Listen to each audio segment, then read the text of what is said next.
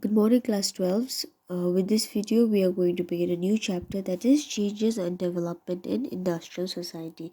So, in the last chapter, we studied about changes and development in the rural society. Okay, so here, similarly, we are going to study about the different dimensions of changes that came about in an industrial society. So, industrial society is basically it results out of the industrial revolution, where a lot of industries, science, technology, machines, mass scale production of goods and services, division of labor, all of that flourished. So I have skipped the first two subtopics. Basically, I have given a little insight regarding the first subtopic, and the second one I have skipped because it's like more of statistics. So I assume you can go through it. So let's begin.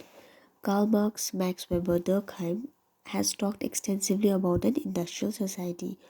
So you have studied about these three classical sociological thinkers in your previous session. So these three people, they talk about industrial society. Karl Marx, he talks about capitalism. Max Weber, he talks about bureaucracy, which takes place in a capitalist industrialized society. Durkheim talks about division of labor. He talks about spirit of capitalism, right? So all of these people, they talk about industrial society. So Marx, he talks about alienation, where the worker is alienated from the product he produces, his fellow human being, and also from himself. So yeah, there is this theory of alienation as well, which you have studied, but I don't know if you remember. So in alienation, like the workers, they work under the employers, and then they have to follow everything that is said by the employers. They do not have freedom of opinion, and they work so hard, okay, and they produce a particular commodity, and eventually that does not belong to them, okay. They do not have any control over it in comparison to the earlier stages of history, where they used to do farming and produce goods, and they used to consume it and use it and utilize it for themselves. But that is not the case in the capitalist society. So they are alienated, they are separated from all of these different aspects.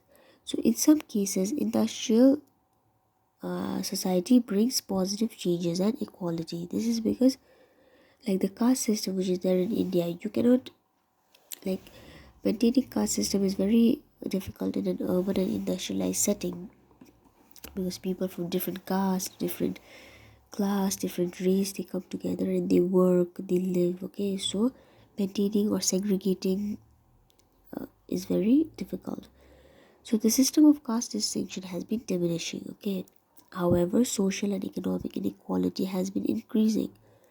Although the caste system or the caste segregation distinction has been declining, economic and social inequality has been increasing, because there is a gap between the rich and the poor which keeps widening. Okay, so industrialization in early years of independence. So what happened, like how was industrialization when India just got independence? So cotton, jute, railways and coal mines were the first modern industries in India. So these were the first modern industries in India. So I want you all to remember such names, okay? After independence, projects like defense, transport and communication, power, mining were introduced by the government. So such projects were introduced by the government after independence. So after independence, there was a lot of power in the hand of the government, and they introduced all such kind of projects, okay? Before independence, the major industrial cities were Madras, Bombay, Calcutta, and since independence, places like Baroda, Bengaluru, etc. began to be important industrial centers.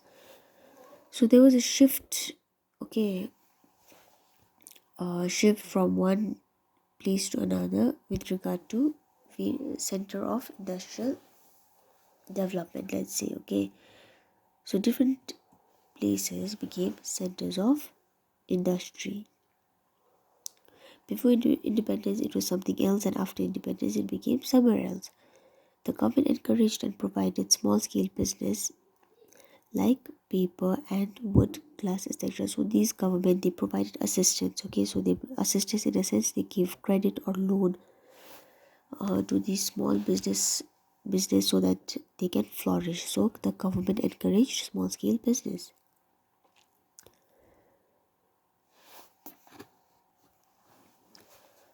Some sectors were reserved for the government sector, and some sectors were reserved for the small scale sector. So some kind of business, some kind of industries were like, it could only be operated by the government, and some could only be operated by the small scale sectors. So in 1991, 28% of the workforce were engaged in manufacturing. So manufacturing, in a sense, the large industries. Okay, 28% of the workforce, and then about 72% were engaged in small scale industries. So there was more number of people be getting employed in the small scale industry rather than in the large industries. So globalization, liberalization, and changes in the Indian economy. So this is a policy adopted by the Indian government in the year 1991.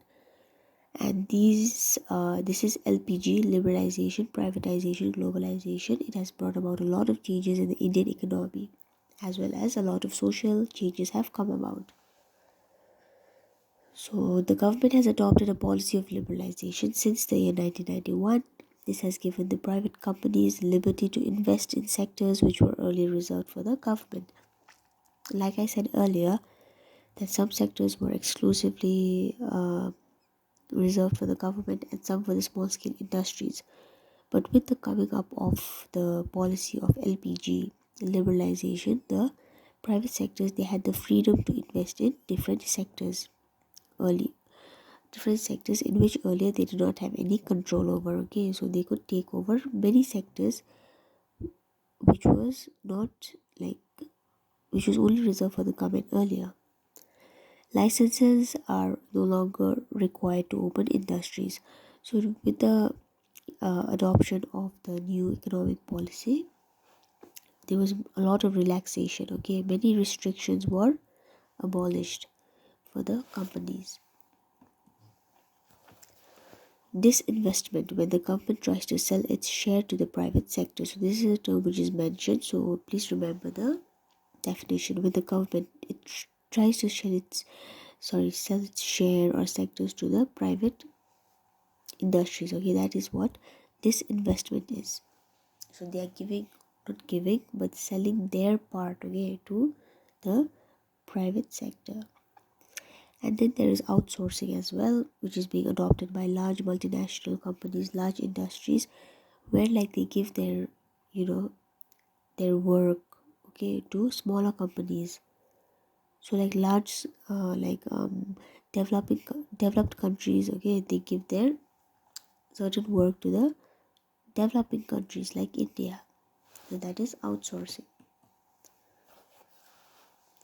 The urban middle class has been growing as the service sector like banks, industries are employing more people, giving rise to urban middle class values.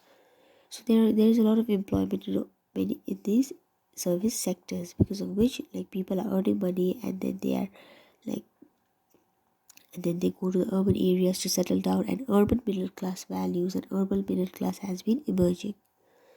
The rate of unemployment is high in India. There is insecurity of jobs. Like there is a lot of job problems in India.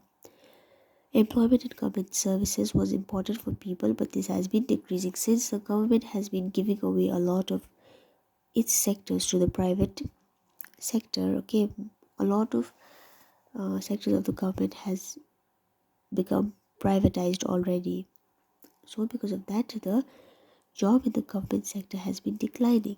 So as like employment in the government sector for people is a big thing. So since they are not getting employed in the government sector, there is job insecurity, mainly because the limit of jobs has been declining, okay, in the government sector. Job security in the private industries has also been declining.